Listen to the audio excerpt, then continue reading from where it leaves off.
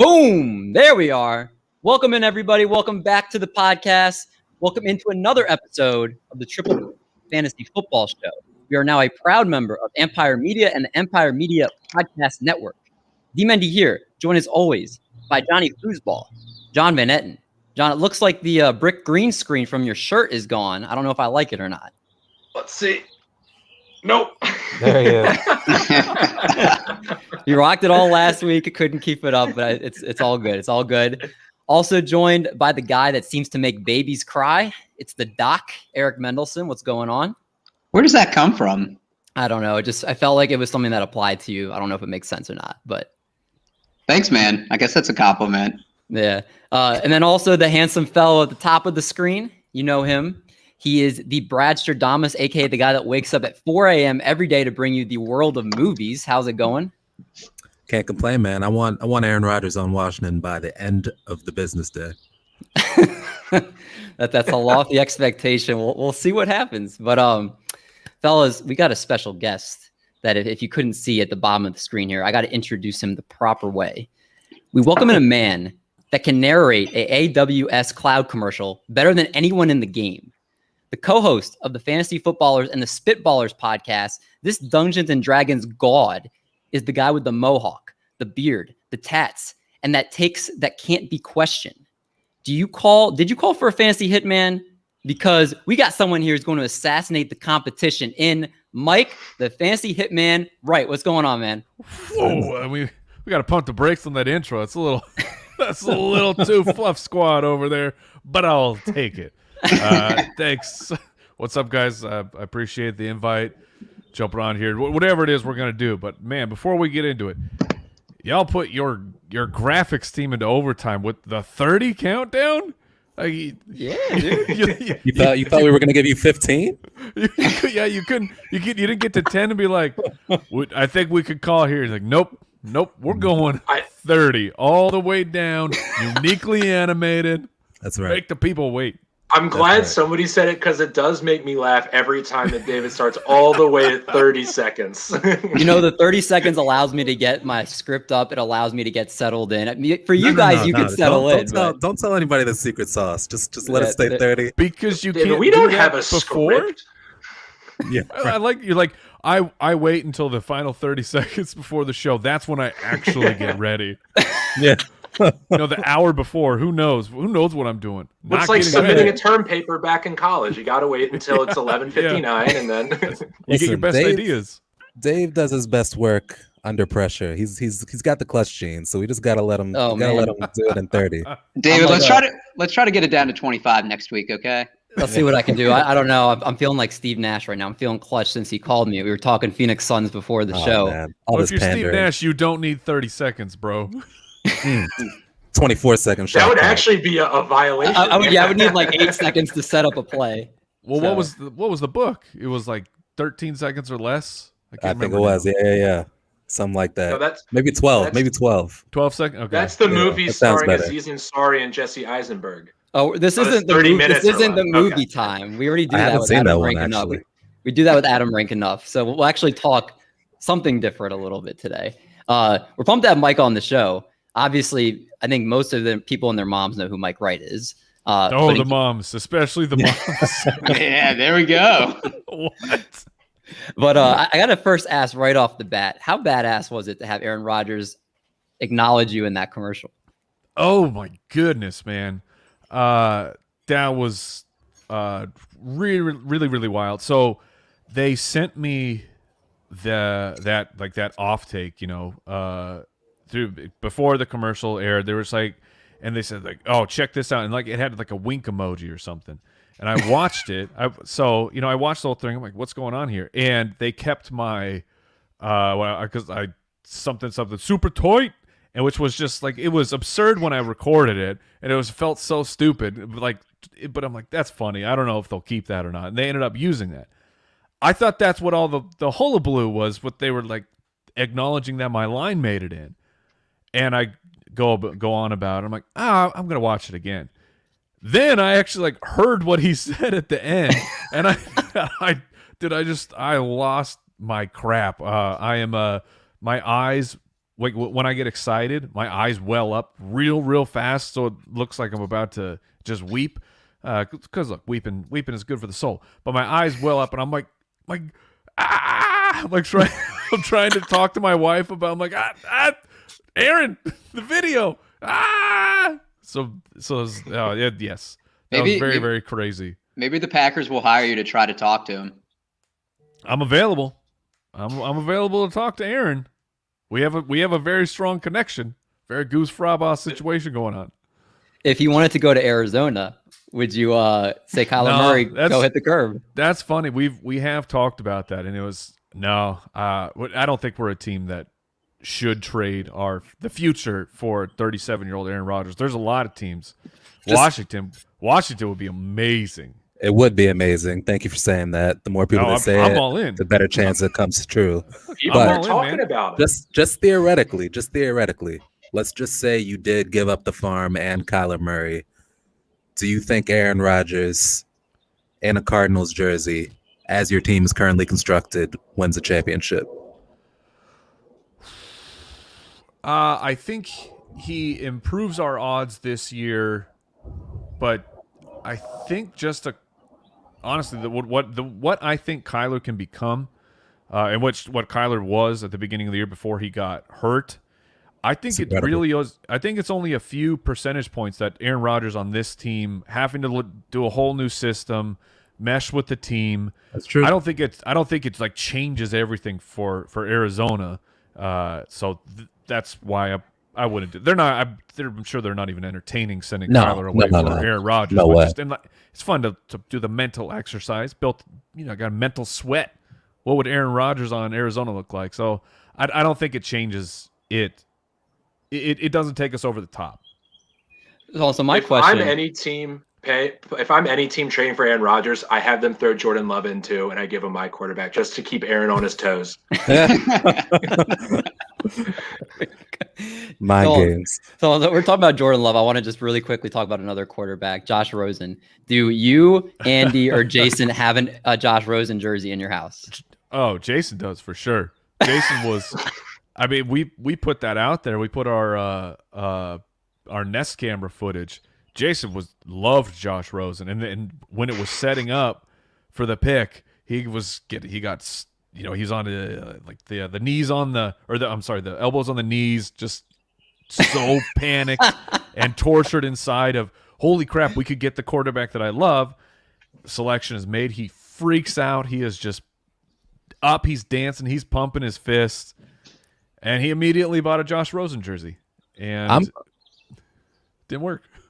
I'm in the Josh Rosen isn't that bad club. It's because you want to be hot take. Why? What's good about be hot taking? Yeah. Why? He's got a strong arm. He's smart. He just hasn't had a chance. Like he's had how many snaps? How many starts? Like the dude. Here's my rebuttal to that. And like he got a bad beat in Arizona. Yes. The team that he was on, it didn't matter who the quarterback was. That team sucked. I mean, yes. Our offensive line was just atrocious. But you could see what they saw enough to say what Josh Rosen can become versus what we think Kyler Murray can become. You make that happen. So where I make the rebuttal of he hasn't had his shot, he was traded to a team in Miami that needed a quarterback. If he couldn't prove it and earn the job there, against the competition that he had, then I think it's safe to say that he's a catastrophic first-round bust.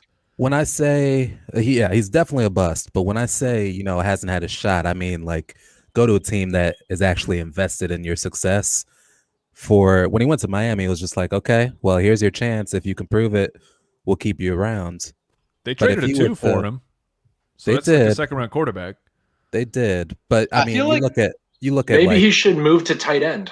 Look at the.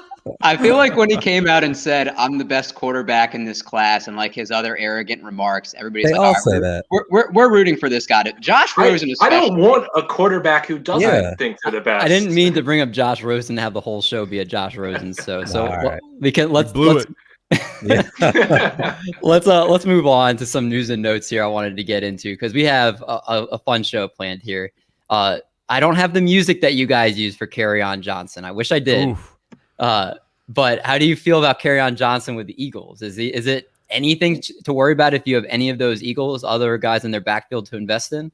I think it's just another check mark against Miles Sanders being a 3-down running back. Even you look, Miles Sanders, I like PFF grading. I know that there's some people who they're not super into it.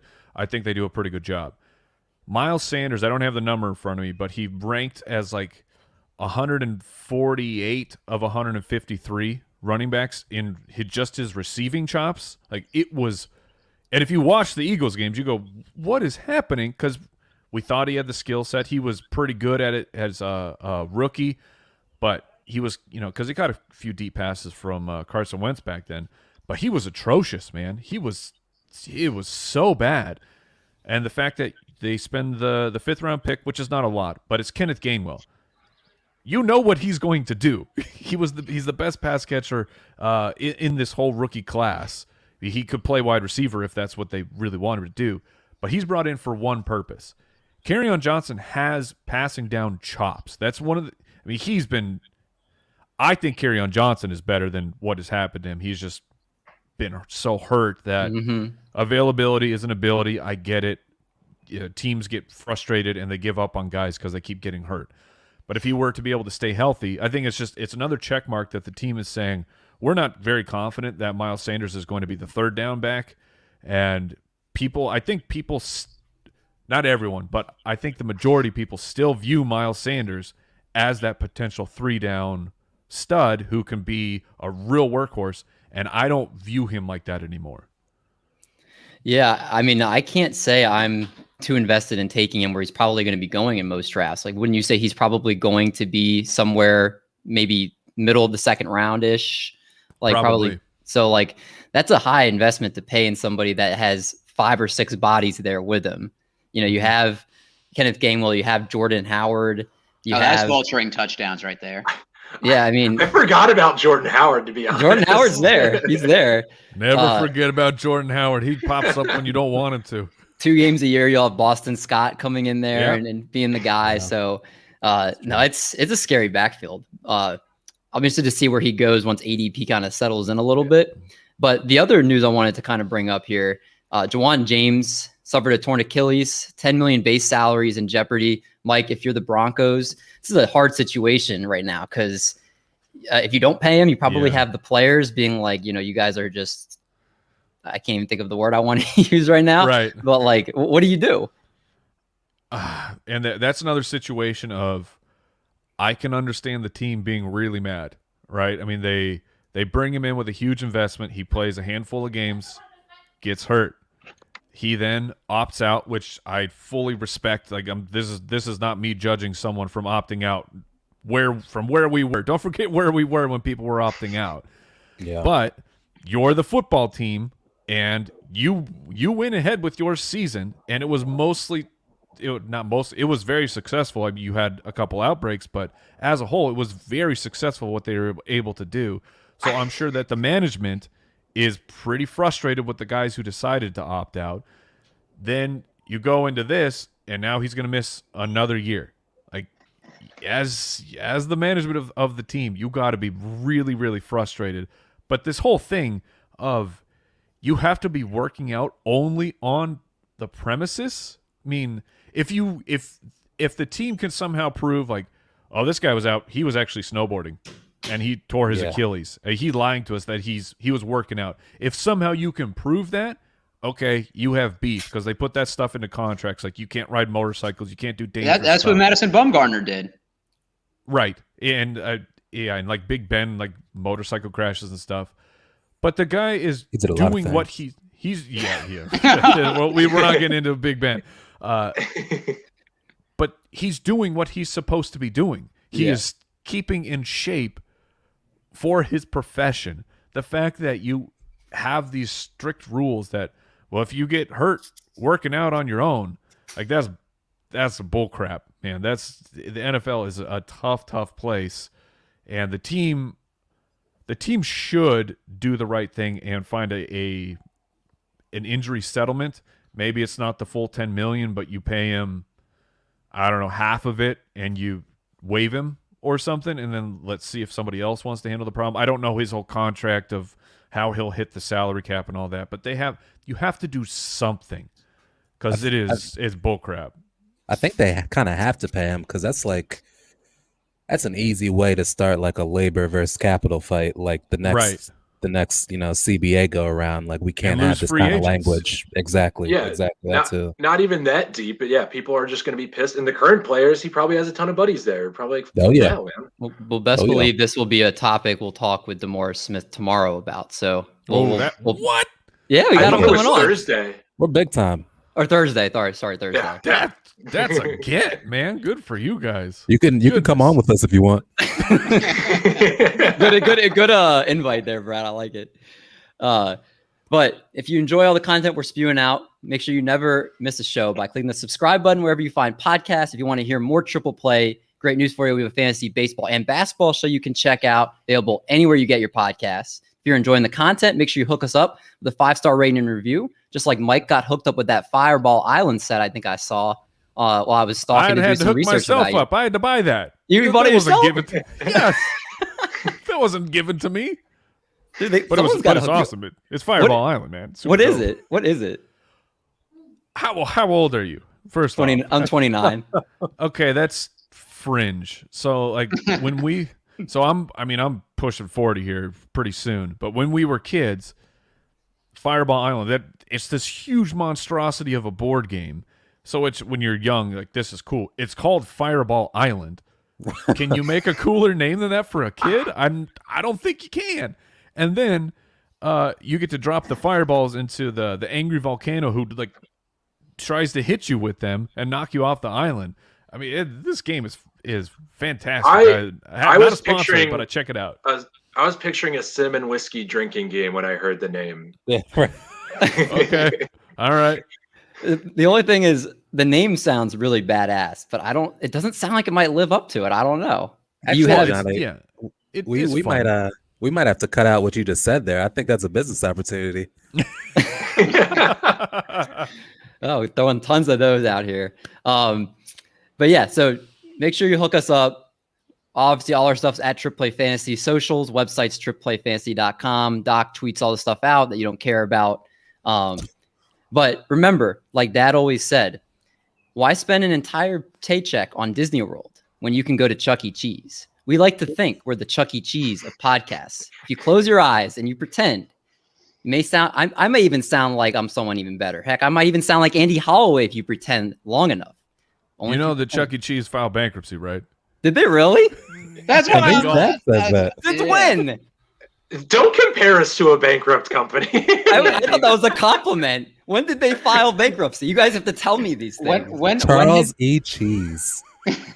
Charles Entertainment Cheese. Yeah. When has anybody said Chuck E. Cheese is a good place to go in the last decade? Did you all see that like trending thing where they may put pizzas together? Like they'll take old slices and they'll just pile them next to each other. And I'll tell you what, that was good pizza.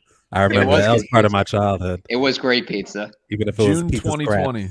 June. Oh, so it was kind of recently. Right. Okay. Well, yeah, just like a year ago.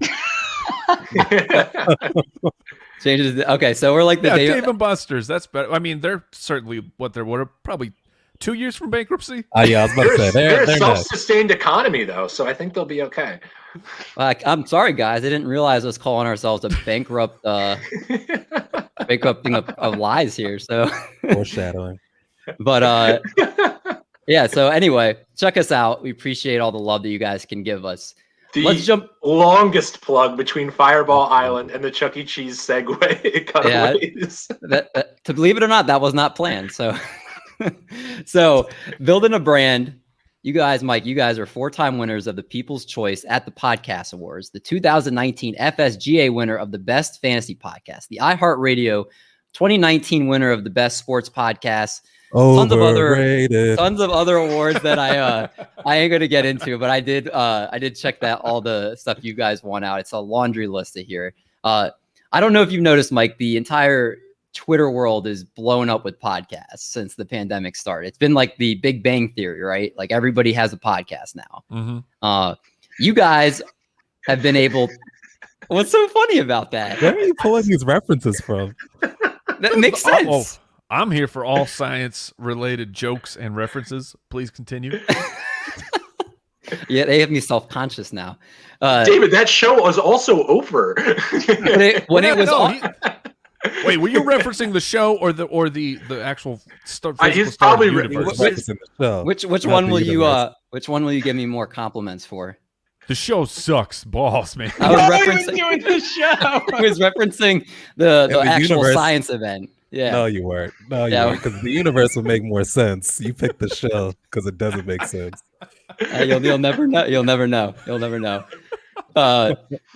So with everything exploding like the universe did in the beginning here, There you go. Wow, that's good.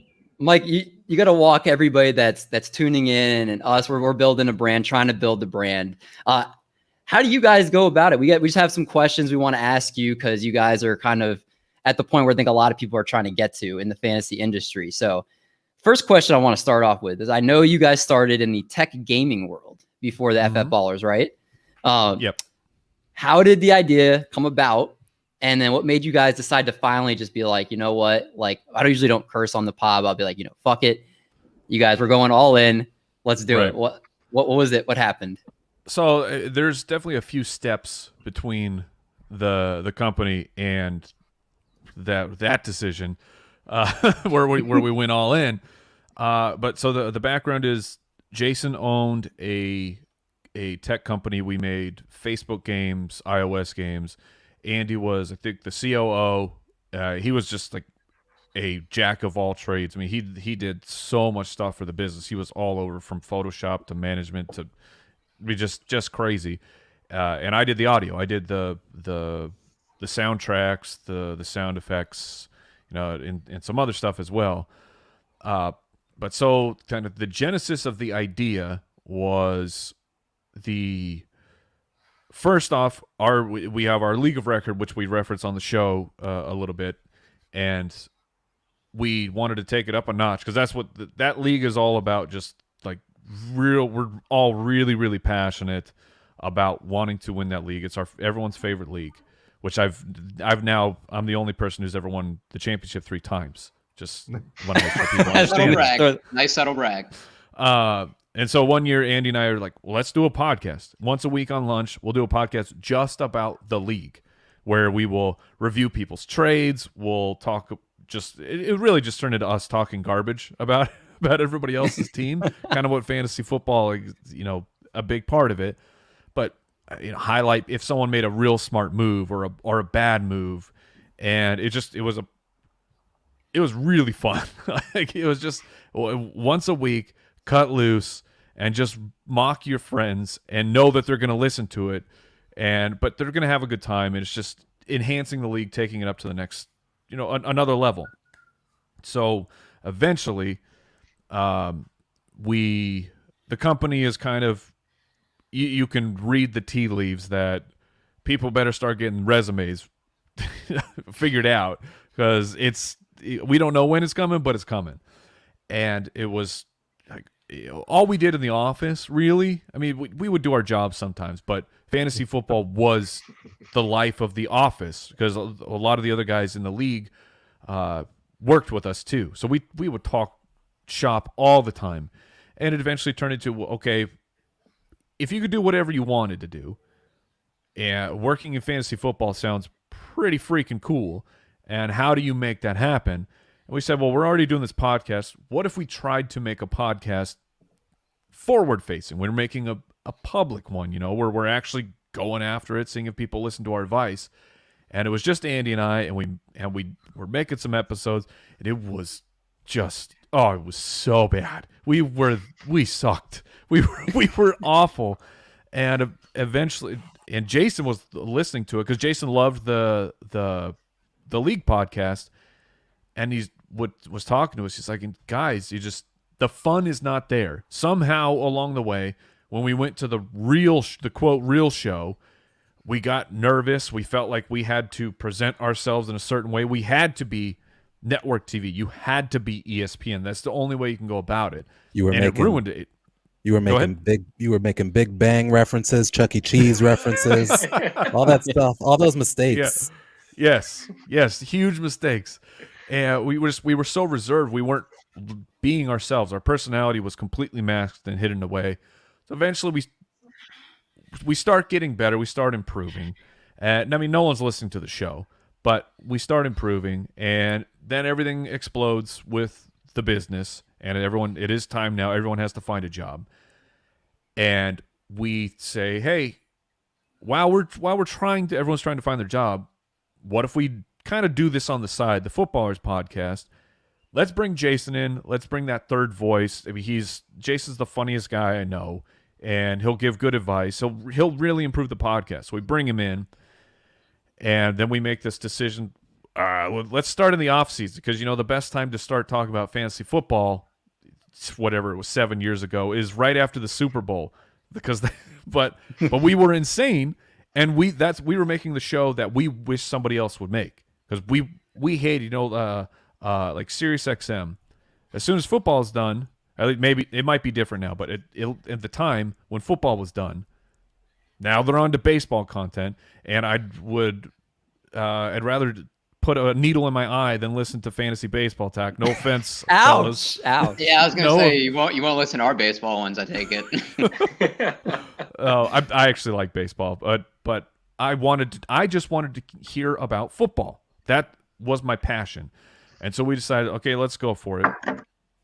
June comes around, and listeners start coming in, and we're having a very good response from people, and the show is growing, and it starts snowballing, and we're going, okay, what do we do with this now?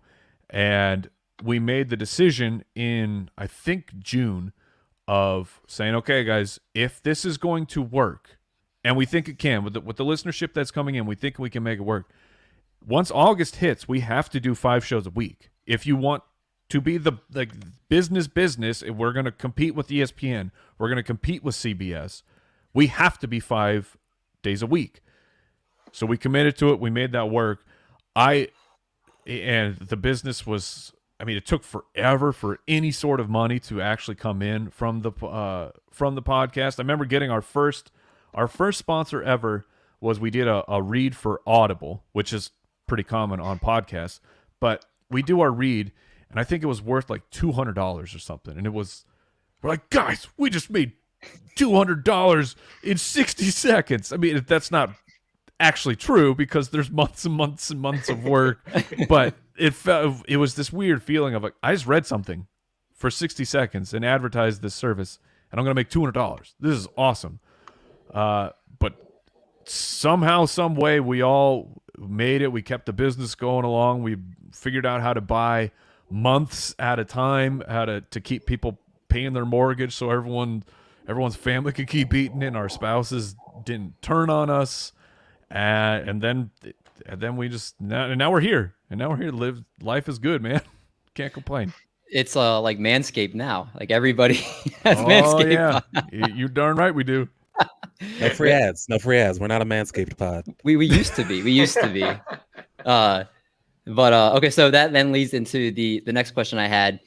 Getting to that point, obviously, you guys had to learn how to market yourselves to be able to kind of get yourself out there for more listeners to be able to find you guys. How did you guys go about making sure you guys could stand out and market yourselves to people that were way outside your circle? So social media was huge for us, especially Twitter. And I mean, I'll throw out, I mean, I love, talking the story, giving the advice, but you have to respect and highlight the fact we were very lucky, man. We were right place, right time. Because when we launched our podcast, there were some other fantasy shows, but it was ESPN, CBS, Audible was around back then.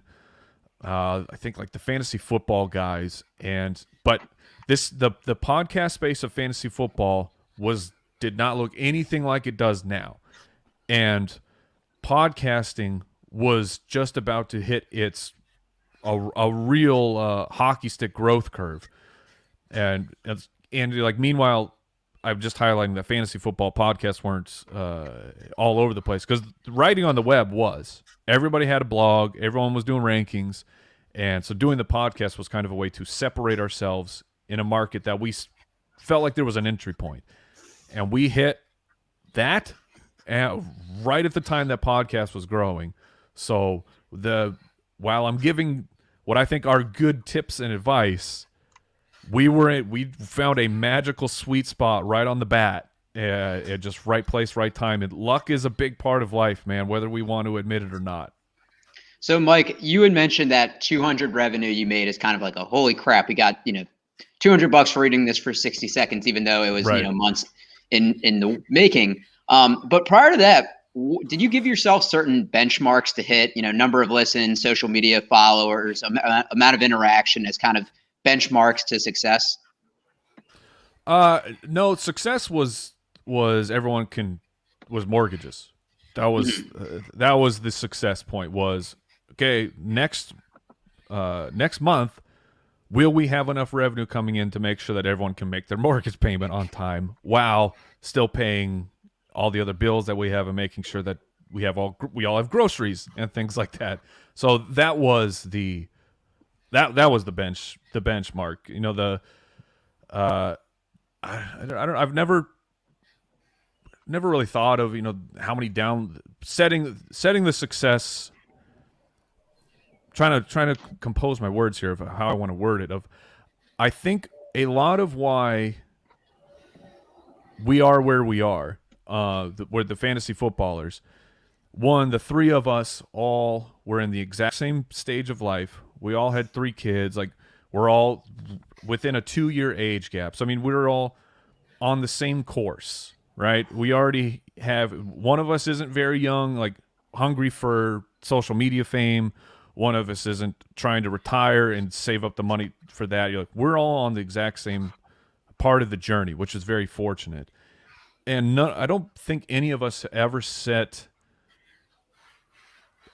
once we're at this listenership, we're successful. Once I have this many follows, we are successful. Mm-hmm. That's just not who we are. It's fun. It's super cool. I'm not gonna, like, when I hit 100,000 followers on Twitter, that was like very, very cool, and it felt awesome. When I finally got verified on Twitter, I don't know if you guys followed that whole thing, but somehow the other 2 got verified, and I had to wait like a year.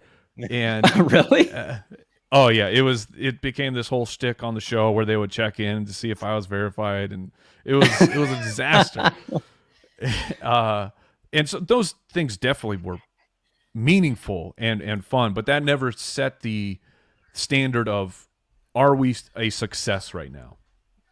To the best you can remember, it's a difficult question because it was a while ago, but what were the milestones when you were working on the pod, from being a complete startup to when you first got that $200?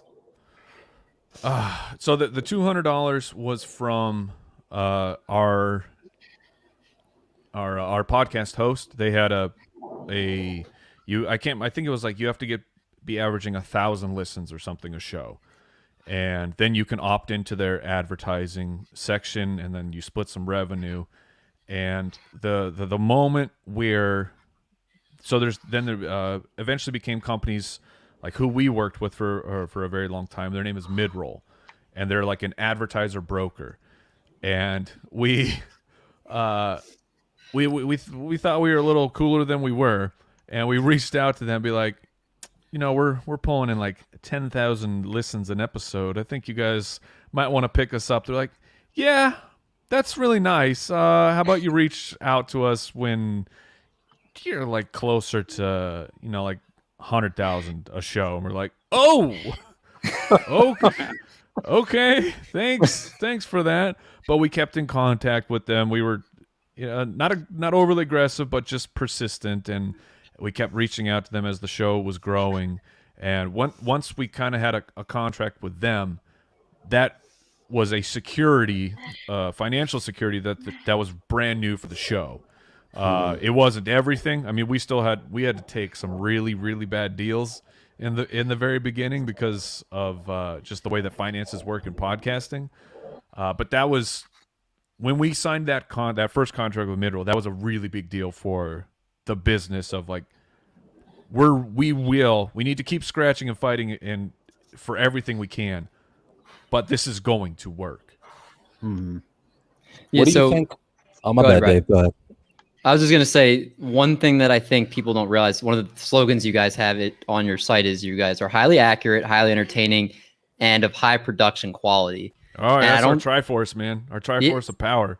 Yeah, and I think it goes without saying the first two, of course, but I think a lot of times people sleep on the last part of it, right? The last part about how Yep. important the production quality is, because that can separate you. Someone's listening for the first time, you don't sound good. They're not, or they have bricks on their shirt. Or a 30-second countdown clock, or That's good production quality. Or Thank comparing you. ourselves to a bankrupt company. Yeah, so outside of my errors, how important is the production quality for people that might not be investing in mics or taking it as seriously as they should? Oh, it's massive. And that was, so I'll try to bounce back to this, but another thing that I think really helped us be successful. Well, number one, I mean, Jason, who was my former boss, and Andy, they had grown a business from essentially a startup to, I mean, this in its heyday, that company was very successful. And they're business minded. They already think that way. I'm not a businessy guy. So I was kind of, just riding their coattails when it came to that stuff and learning and soaking up whatever I could from them. But from day one, once Jason came on, we treated it like a business. We sat down. How are we going to, what are we going to do? Like I mentioned how we started in the off season, but that was an intentional decision that we made for how we wanted our business to be. And we made those three pillars of entertaining, accurate, and production quality because at the time, in our opinion, it was very difficult to find a show that actually had all three. Most the big networks, those were good shows. I mean, like we often credit the CBS show for being a model. Like I love those guys on CBS. Mm-hmm. I think they have a great product. It's not as good as the fantasy footballers, but it's a very good product. And they're good dudes over there. But aside from like ESPN and CBS, all the smaller shows, none of them knew how to do audio. They didn't bother to learn how to do it. Like it is actually painful for me to listen to this. I mean, when it's in my earpods, the frequencies, it hurts, man. Like, you got to do something about this. Or you would have people that knew their stuff. The audio was pretty good, but it's like people reading scientific formulas and you're going, this is not consumable, man. I'm trying to pay attention because you got good information, but you are boring the crap out of me. It's like Bueller, I mean, that type of stuff. And so we made that like our business, not the business model, but a motto for the business was we're going to have all three of these things from the beginning. And so that leads to the production quality. And that was where I was able to, come in and kind of flex on them because they don't know how to do audio, but I was an audio engineer, and that's right. Flex those audio muscles. So I already knew how to do everything. I didn't have to learn. But that was something that really set our show apart, especially at that time, was the abundance, the lack of actual production quality while we're out there with rich dynamic tone. We're not compressing the crap out of our file, and we're compressing it, but I know how to compress it so that the file size is down without completely torturing your audio quality.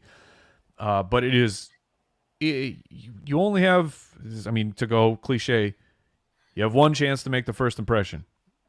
People aren't going to fire up a podcast, hear the quality, and go, man, this is rough. I'm going to check back in 3 months. I'm going to put a little note to myself to remind, I'm going to come back. I'm going to see how these guys are doing in 3 months. No one has ever said that in the history of podcasting. I'll be the first. There you go. So you got to be ready for a new listener day one. And here's a dirty secret. It's not hard. Jump on YouTube. How do I make good audio? Like it is not a difficult thing to learn how to do. You just have to invest a few hours of your time. When it comes to cost, yes, it's more than a $20 microphone. But when we started, we were all on a $100 microphone. And I know that is a lot of money for a lot of people. We just were like, we have to make this investment because we have a certain quality that we need to hit. But I'm on super fancy Shure microphone now. We were not on this for the first 3 years of our recordings, and our production was something you would hear, guys, I can't believe how your show sounds compared to whatever show X. So yes, learn your stuff, make the appropriate investments where you can, and even if you can't afford the world's best microphone, there are ways to learn how to EQ things, compression, filters. There's a lot of stuff you can do on cheaper equipment that makes it sound good. What advice would you give to a newer podcast that is just learning how to format their show? Like, what do you think would be a good format for a newer show to get recurring audience in a very saturated market? So it is. And maybe it doesn't matter. Yeah, I mean the first thing I would say is make the show that you want to hear. I mean, because that's when you'll give your best, is going, this is something I want to listen to. And maybe that's the format of somebody you like. And that's where everything starts. When you're doing any type of anything, I mean, art, music, you look and you pretend to be whoever it is that you admire. And once you've done that enough and figure out who you are, then it starts to branch in, and that's when you stop impersonating other people and your voice starts to come out. But it's a very natural thing like when you start learning the guitar, you learn other people's music. The first thing you're doing is not like writing your own masterpieces. You're learning how to play Metallica, Enter Sandman, because you're like, this song is super awesome and I want to know how to play like this. And eventually you play enough Metallica songs that you understand, oh, this is how they are doing it. Now I can take that and turn it into my own thing. So find the shows that you admire, see how they're doing it. I mean, make notes. Make notes yourself. I like this part of their show. I think they could do without this segment, or however. I mean, we run our show on a Google Doc, right? So everyone knows exactly when and where we're supposed to be talking about certain things. But that would be where I would start. Yeah, and I think one of the things that everybody aspires to have this as a full-time job, similar to you guys. But a lot of us, and you'd mentioned you started it kind of as an idea, something to do during lunch. But when you started getting that feeling of burnout, which, I think happens to most of us, what were some of the things that kept you going? That this has to work. We got to the point where the amount of time and resources that we have invested into this has to work. And like I was saying, of how we're all on the same part of our journey through life, and just knowing what's at stake for everybody else, of if this doesn't work, number one, that is lame, because we're working in fantasy football, and if you play fantasy football, you've had the idea, man, what if I had a full-time job in fantasy football? That sounds really, really cool. So that, but just knowing the stakes that for my family and the other two guys' families, that if this doesn't work, everyone's back to square one, trying to find an idea, or we're going to Target and saying, do you have a position available, at checkout or moving boxes? Like you were at that point of you have to make it work, or you got to find a day job that you can make enough money at. And And then once you're in the day job, then it also, now you have put another thing, another not an impossible obstacle to overcome, but you have the obstacle of, I have a full-time job, I'm a full-time dad. Where do I fit in the stuff for the time for my dreams? So like I said, not impossible to overcome, but we were already in it. So it was, I think that was able to drive us through the burn. And the burnout is real. The burnout will happen. The burnout happens to everybody who does this. The marathon of the season is extremely taxing, and by the end you're burnt out. But then and another thing for us that helps us recover from the burnout is, in season we are entertainers, we're podcasters, we talk about fantasy football, we do all the rankings and stuff. You're in a long distance run, you're in a marathon, right? Once the season is over, now we flip into what is our development cycle, where we get to come up with cool ideas like the draft kit, or this year we launched the Dynasty Pass. What can we build now? So us having that time where we're still putting out shows, but you're not just I got to wake up, I got to get into the studio because we have to put this show out as quick as possible. Things are a little more relaxed, and now we're in a far more creative mode of what sounds fun to do right now. What do we think can help the business? So that helps the burnout, because it helps you regenerate and get excited as the season starts approaching again, and then the cycle just continues. Yeah, I feel like, Brad, we got to move on. Okay. I feel like we're all sponges here. No, go to Brad's question. Go to Brad's question. I want to. Well, I had a question in Game of the Week for you. I want to make sure we're respectful of your time here. We're good. We're good. Okay. Man. Go ahead. What's Brad's? We'll do Brad's question, then we'll You're move. my kind of guy. You're my kind of guy. All right. So I was gonna ask, what are you most proud of through this whole journey? The thing I am most proud of is I never really in my life thought of myself as an entrepreneur, a business owner. I was going to be a musician, but I was just going to do odd jobs. I was always going to be working for somebody. That's just, and my brain didn't really allow me to, or not didn't allow me, but I never had those thoughts of, what would it be like to be a business owner? And so we're up to, I got to count 1, 2, or we have 5, I think 5. I don't know. I might be forgetting someone, but we have 5 full-time employees that are not us. Wow. And like my company, this thing that I have built with not just me, of course, but me, Andy, and Jason, this thing that we have built together now provides for 5 other people and their families. And our job is awesome. Like, our job is great. That we talk about fantasy football. It's ridiculous. But so going from never picturing that in my life to I'm now responsible for providing for these people's families, which is like a huge honor and a huge responsibility that I take extremely serious. So that would be what I'm most proud of for the job. Well, since you've got time now, it's better to ask this one. The biggest fight you've had among your coworkers was what? Then we'll move on. I like to end on something negative. It's the kind of guy I am. The honest truth is, we'll get in little spits, but the biggest fights we have ever had are fantasy football related. I love it.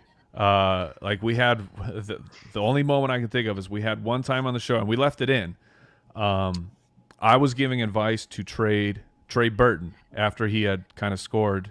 He had like a couple good weeks in a row on Chicago.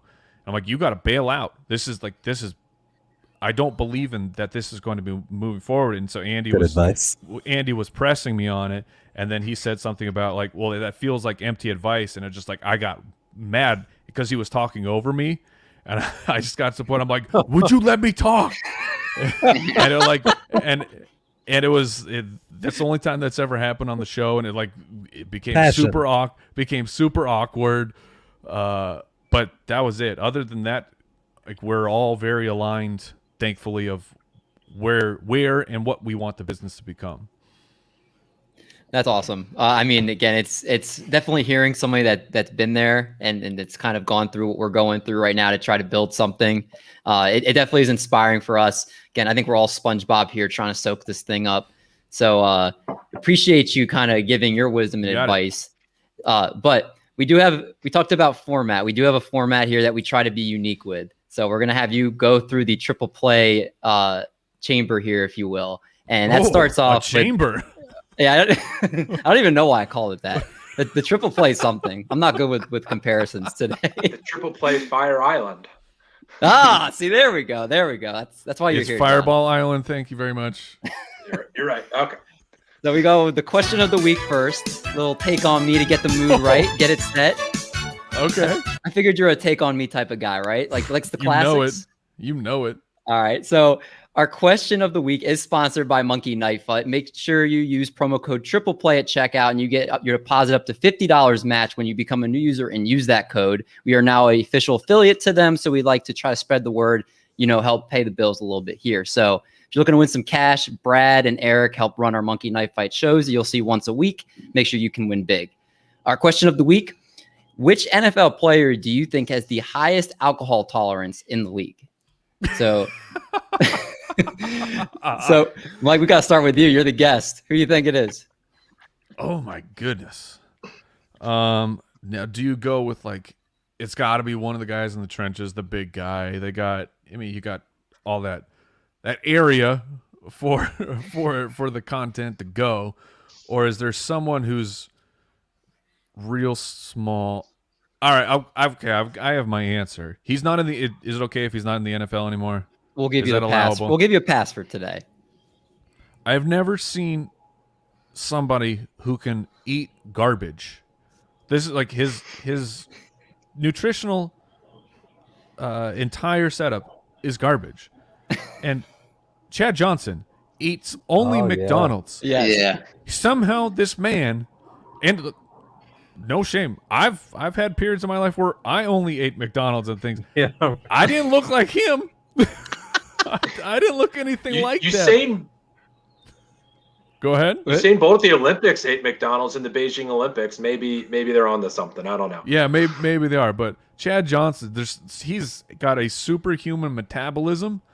So I think that would also translate to he's got a superhuman liver that can just process everything. And he probably can't even get drunk. Let's be honest.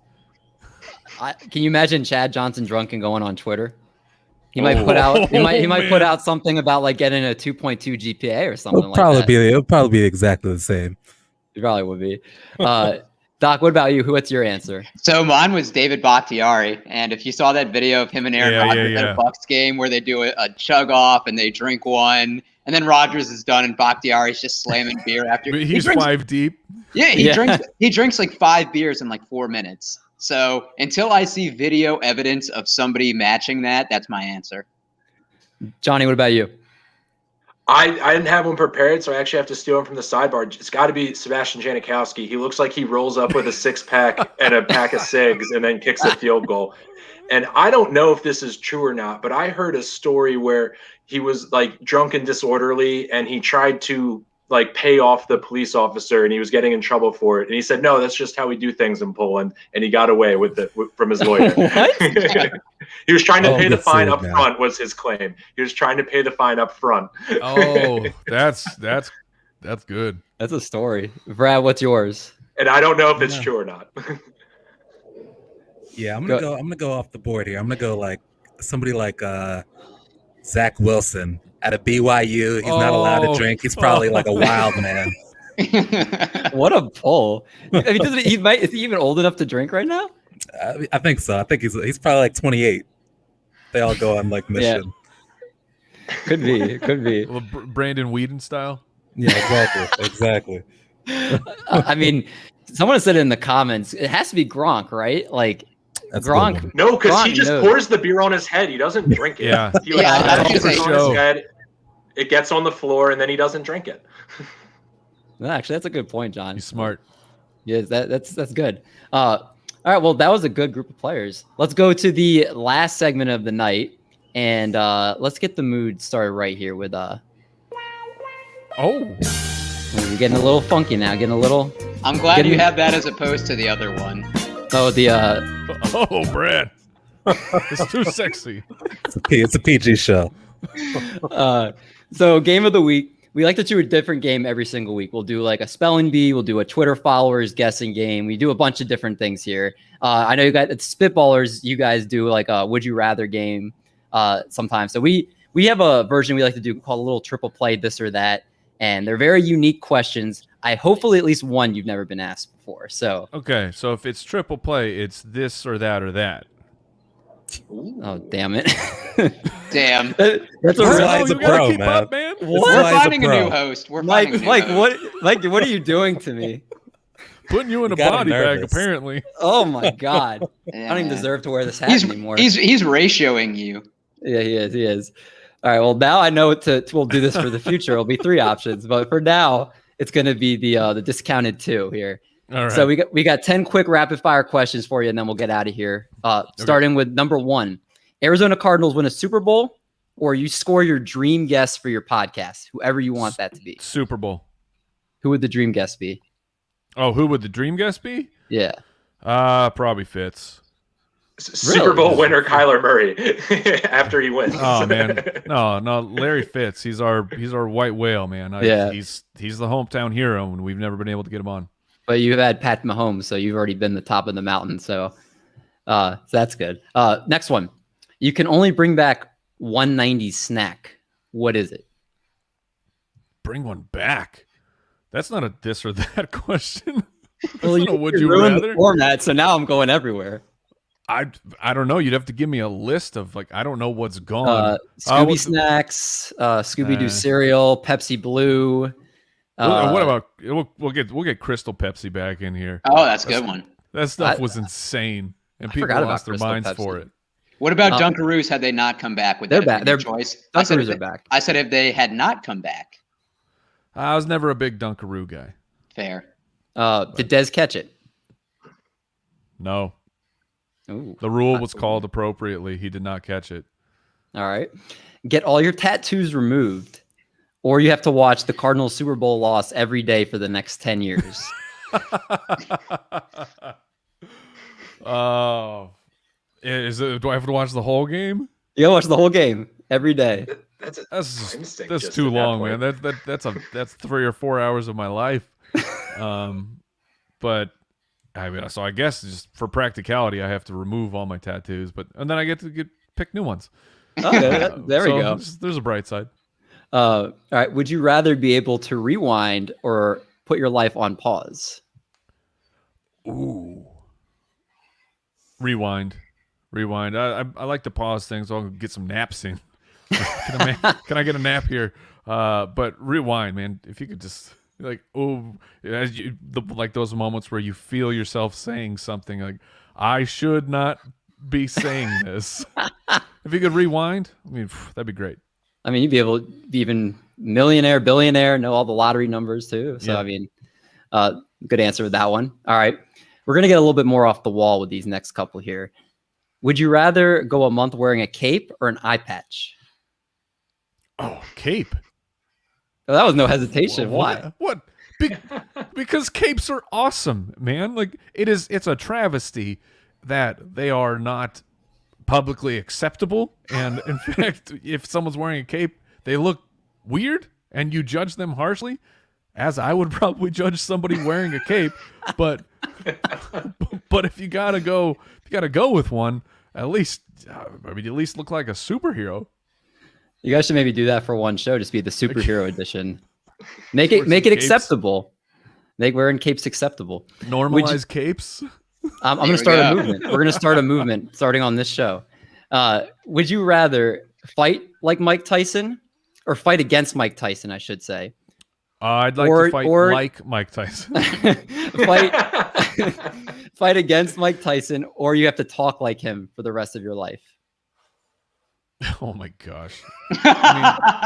Like, because if you're fighting, and I assume for the integrity of the question, this is peak era Mike Tyson. Yes. Although Mike Yes. Tyson right now, it would still. It's the question is just how bad am I hurt? Because I'm not. If I am forced to fight and I can't just run around or lay down, I'm hurt. I will be hurt real bad. But I mean, you can't talk like that. But you might have to talk like him if you fought him, if he did enough damage. Yeah, if he got enough of my teeth out or got me in the throat. So I guess I'll fight him, and maybe I'll be able to get a punch in. I don't know. Oh, there you go. See, you're the first person we've asked that question that actually said to fight him because they're too scared to just take it on. So I like it.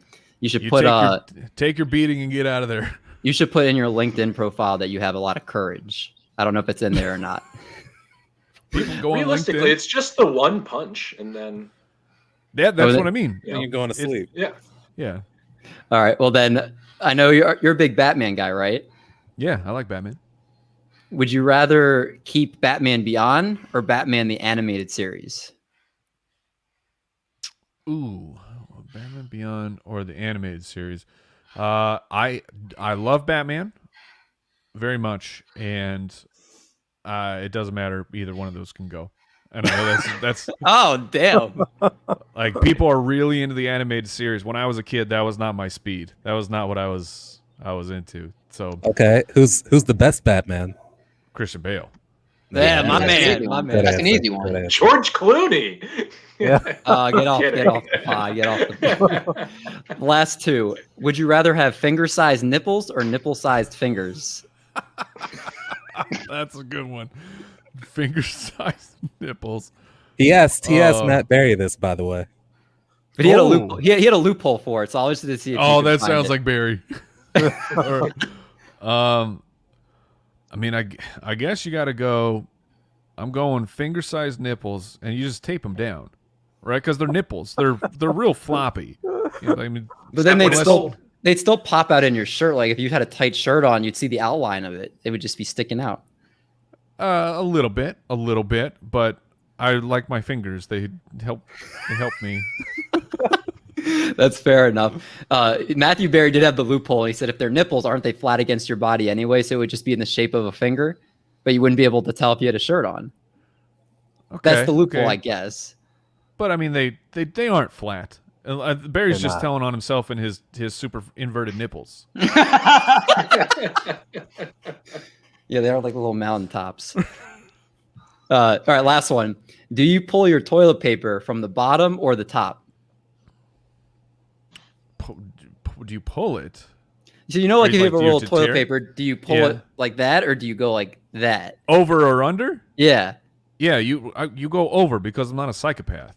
Whoa. Wait a second. Oh, go ahead. Under's the way to go. Under's the easy way.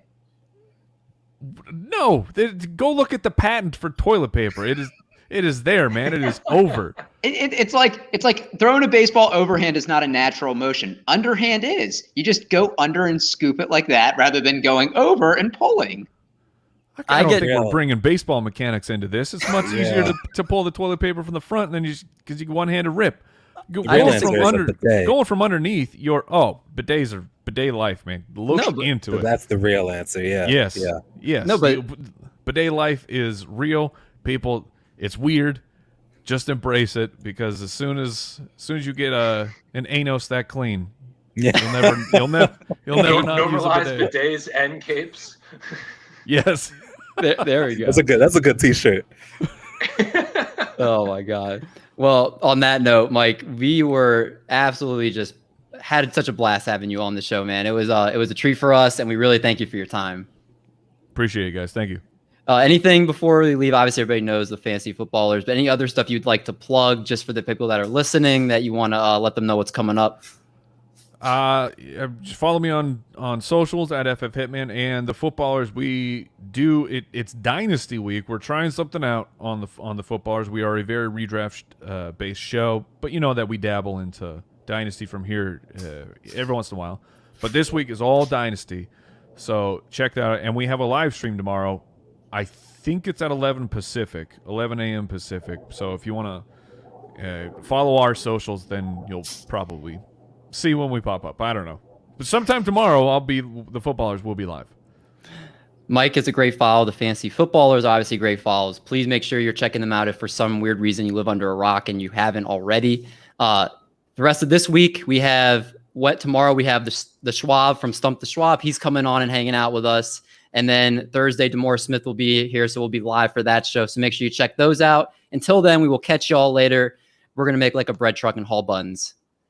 See you guys then. No, not bad. Not bad.